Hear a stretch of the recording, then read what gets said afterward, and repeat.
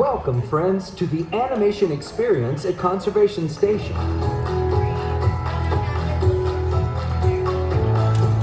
Since the 1930s, Disney animators have put their pencils to paper in service of the idea that the greatest inspiration often comes from the magic of nature. Walt Disney himself understood the importance of spending time around animals, studying their behavior and personalities in order to create realistic characters and dynamic storylines. This meeting of the human and animal worlds sparked a legacy of storytelling that has shaped our relationship with animals and conservation forever. Today, we invite you to become a part of that legacy as our own Disney artists help you learn to sketch characters inspired by the very animals found here at Disney's Animal Kingdom. Get your pencils ready, because here comes our animation artist now. Good morning, everybody. Welcome to the animation experience here at Conservation Station. How's everybody doing today? Good. All right. Who is here for the very first time to our animation experience? Ooh, lots of newbies. I know we've got some familiar faces because now I can see them. Yay. All right. For those of you that are new, we're going to go over a couple things with you before we get started. First, let's make sure you have everything you need to draw a character, like clipboard, which you should have found at your seat. When you leave, just make sure you put it right back where you found it so the group coming in behind you can have a clipboard as well. They'd appreciate that. Pencil and paper, you picked those up when you came in. And the last thing we need is, of course, a little bit of inspiration. And that comes from the animals that inspire our animated characters. Walt Disney inspired his animators by bringing live animals into the studio for them to study and to learn about, and they would use that to make their characters more believable on screen. And then, in fact, started with Bambi. And since we are drawing a character from Bambi, we're going to be drawing Thumper. Who here loves Thumper? Yes, 4 people, awesome. We thought it would be a good idea to do what Walt did and just unleash a whole field of bunnies here into the theater. Yes, but then nobody would get anything done because everyone would be too busy cuddling and loving on adorable bunny rabbits. So instead, we decided to show you a video of even more adorable creatures. So take a look up on screen for our inspiration.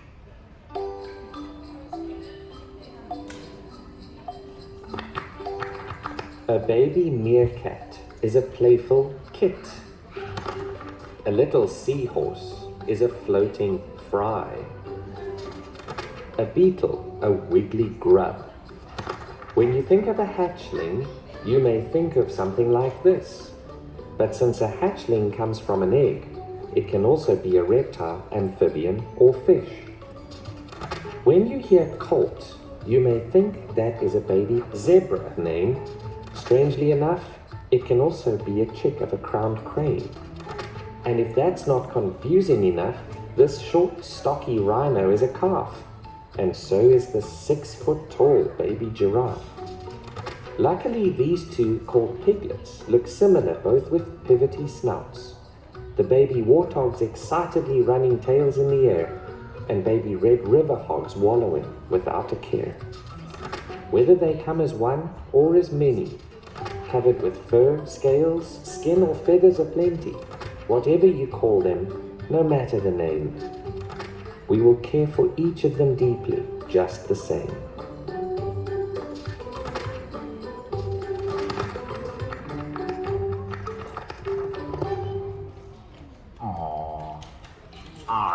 A couple last minute things before we get started. Should you need something, for example, a new pencil or a new piece of paper, or maybe you want some crayons and coloring sheets because you're getting a little frustrated, maybe a little upset, or maybe your kids want some crayons and coloring sheets because it's not just for crying adults. Kids can have them too. Just raise your hand. One of my friends around the theater will be happy to come by and get those out to you. If you need to exit early for any reason or use the restroom for those reasons, head to the left toward the illuminated exit sign right up there hanging from the ceiling and go through that animal tunnel past the disapproving baboon. You'll know who he is when you see him. and just ignore him. Keep going past there, that'll take you out, and also to the restrooms if you need those. And that's it, let's get started, and let's draw Thumper. And we're going to start with his eyes. In fact, we're going to start with a little patch of lighter colored fur that goes around his eyeball. Now, we're going to find that curvy line, just the first one up from the bottom of our circle, and a little bit to the side of this center guideline, because that's going to be the middle of his face right here. And move over a little bit, maybe about half an inch or so. And I'm going to start right there, and I'm going to stay parallel to that curve of our center line, keeping it super light, because you may have noticed your pencils do not have erasers. So keep it light, keep it messy, do not worry about making mistakes. I'm just going to stay parallel to that line. We're going to come up about halfway between the top of our circle and this next guideline up here, kind of right below that X there. Really light, we're going to follow that curve. And once we hit that top right there, we're going to swing it back down right above the middle of our circle here. I'm going to put a little mark again on that line just right above the bottom center. We're going to swing it back down, creating this nice almost oval shape, kind of like a big football if you connected it together. And that's going to give us the shape of that eye patch around his eye. His eyeball is the same shape, a little bit smaller. Instead of coming up about halfway, we're just going to come right up to that guideline. So again, we'll start a little bit inside, again parallel to that curve, bring it up to the guideline, and then swing it right back down, and almost creating another big oval shape for the eyeball itself. So I have these two nice curvy lines. We're going to add a little bit of his cheek underneath, because he's cute, he's adorable, he's a baby bunny, so we're going to give him these nice little chubby cheeks. So think of a backwards letter C. Starting right here at the end of the eye patch, we're going to curve up and across the bottom of his eye, making this nice little backwards letter C. And then we'll curve it down toward the bottom of the circle. I'm going to darken this part up since this is out in front. Make that a little bit darker. But now that we have the shape for his cheek in front of the eye, we can go ahead and darken in the eye and the eye patch as well. So I'm going to go around and darken up his eyes. Now when they're born, just like puppies, bunnies are hairless, their eyes are closed, they're pretty helpless. But unlike a mother dog, who's going to be there to care and nurture her young, the mother rabbits don't spend too much time with the babies because they have a very strong odor. And that odor attracts predators, things like foxes and wolves and other things that eat rabbits are going to be keened into that scent.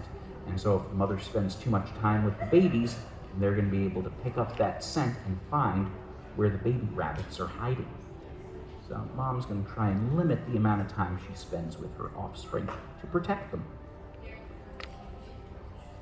Curve right back up and into the eye patch. Swing that around as well. And at the top of that eye patch, we're going to add something that rabbits are probably the most famous for: expressive eyebrows. Right? When you think of bunnies, you think of expressive eyebrows? No? Yeah, they don't really have expressive eyebrows, but he's an animated character. We want him to be able to show emotions and expressions. And in humans, eyebrows are great for that. So I'm going to thicken up the top of that patch there to give him an eyebrow, even though rabbits don't really have them. Inside of his eyeball, we're going to add his eyelid and give him some eyelashes. And they do actually have eyelashes because they're mammals, and it helps keep stuff out of their eyes And put a little curve right below the top of his eye, and add a little eyelash sticking out.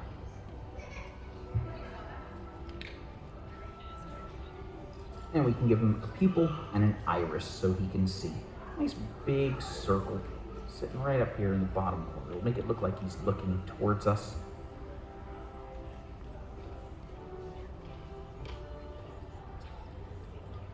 And the iris just slightly larger around it, giving him these nice big eyes. That's another thing that makes babies so darn adorable, are big eyes on their little tiny faces. It just triggers a response in humans and many other animals that makes you just want to love and take care of that thing. And so big eyes are important for babies. Inside his eye, we're also going to add a little circle or a little oval, tiny little glimmer of light, and shade in the rest of that eye around it. I'll add that little reflection of light in there, makes him look a little bit more lifelike. Now the good thing is, he's a rabbit, he's a herbivore, and his eyes are on the sides of his head, giving him almost 360-degree field of vision. So we're really not going to have to worry about drawing his other eye, which is good because this was kind of challenging. So now we've got his eye, and we can start to work on his nose. Sitting right here where our center line crosses the one we used to cross the bottom of his eyeball, we're going to kind of draw a tilted capital letter D. And curving out a little bit past our circle.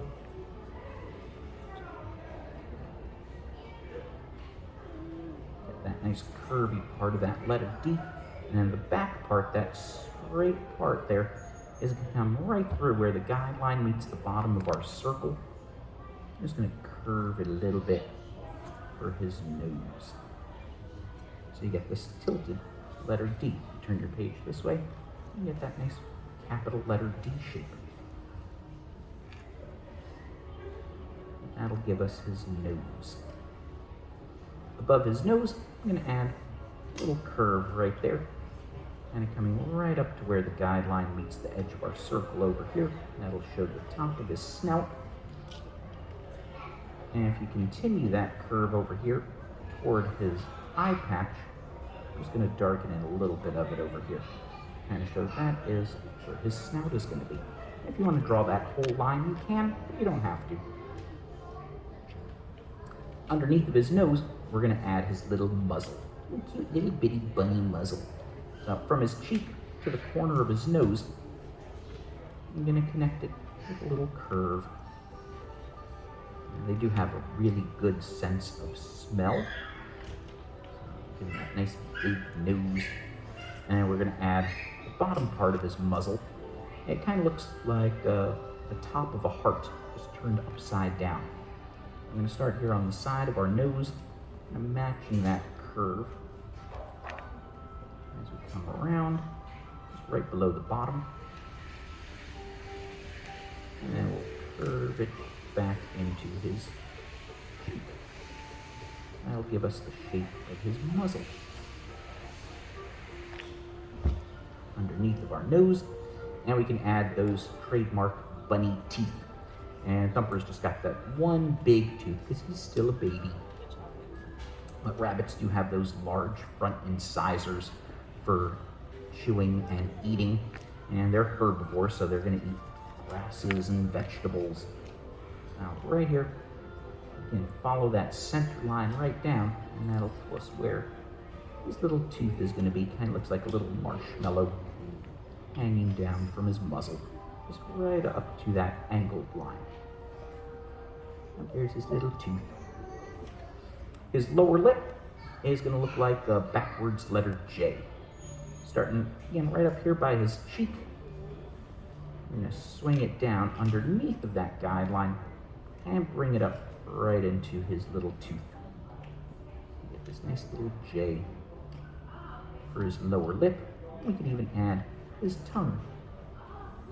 His little curve right in there. And if you want to shade in the back of his mouth, it'll make the tongue stick out a little bit more. So now we've got the front part of his face. We'll add the lower part of that lip, and just that same U shape here, just right underneath.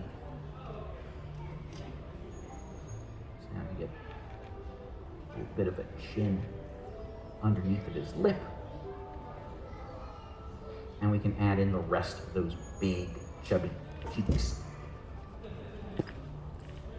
Now, actually, before we add in the chubby cheek, we are going to see just a little hint of this eye patch, just like this much, this little tiny sliver over here on this side.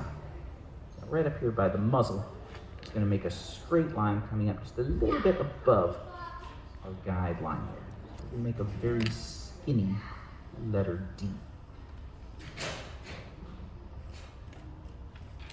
Just curve it out a little bit past the edge of our circle. We're just seeing this little tiny sliver of his other eye patch there. Without actually drawing in the rest of his eye. Put a little bump there to show his brow. And we'll see a little teeny bit of that eyelash sticking out. So that's it. That's all we see of this other eyeball. Just that little tiny bit of the eye patch. But now we can add in that cheek. So I'm going to start a little bit above our snout, right here at the eye patch, and curve around our muzzle to the end of that angled line. And swing it down past that line right toward his chin. Keeping it really light because we're going to make it look fluffy and fuzzy. So we're going to add a couple little hooks, little J shapes, to give him this soft, fluffy tufts of hair here along his cheeks. And Bambi was made in 1941, and there are no humans in Bambi. You hear about man, but you never actually see them. So the entire cast is nothing but animals.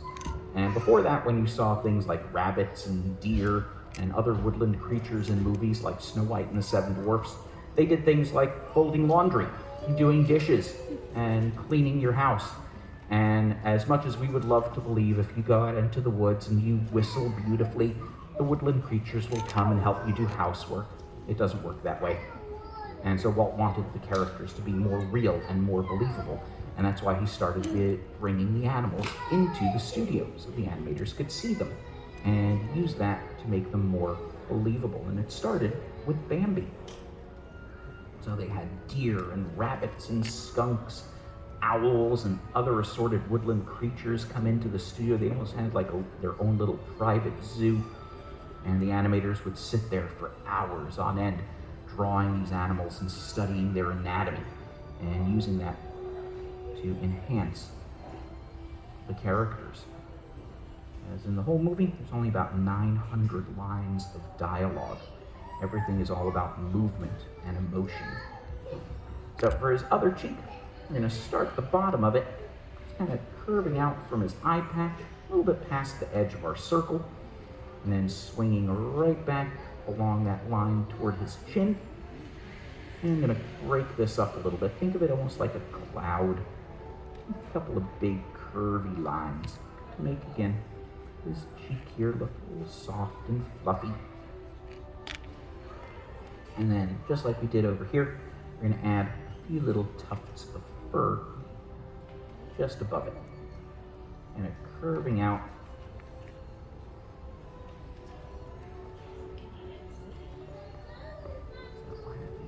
little hoops of fur. These nice fluffy cheeks. So now we've got the bottom part of his face. We can work on the top half of his head.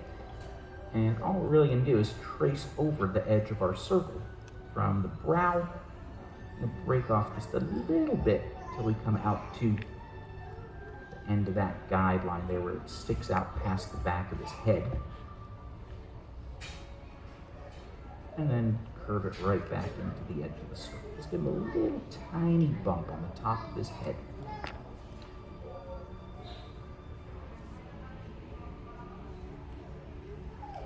Now, if you look at him, does he start to remind you of a totally different Disney character? Yes, Dumbo, exactly. Yeah, he looks like Chip from Chip and Dale. Well, that's because Thumper was animated by Bill Justice, who also created Chip and Dale. So, very similar look to those characters. Now, once we have the top of his head drawn in there, we need to give him something that rabbits are actually famous for, and that's those long ears. And for Thumper, we're going to draw using that old guideline way out here. That's where his ear's going to go. So starting right here from the top of his head where that blue line is, we're going to curve out to our little short line there. Mark his ear. The bottom of his ear is going to start right here where his cheek meets the edge of our circle. And we're going to get kind of this little S curve. Think of a backwards, very skinny letter S.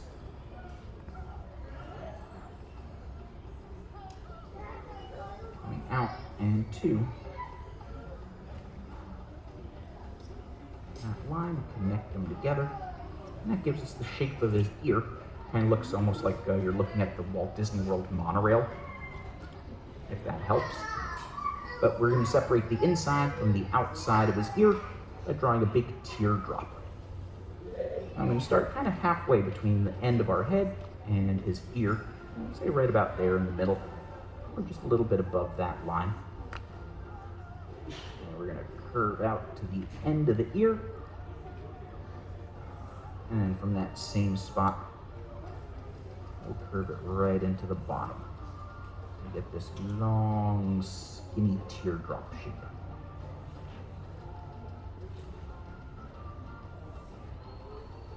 And now we have the outside, and that becomes the inside of his ear. For his other ear, I'm going to zoom out a little bit so you can see there's another guideline way up here at the very tippy top. Well, we're going to take that same shape for his ear, and we're just going to turn it this way. So again, starting right here at the same spot, we're going to put that old S curve here on this side as it comes up to that line there. And that nice solitary curve coming all the way back down to the very top center of his head.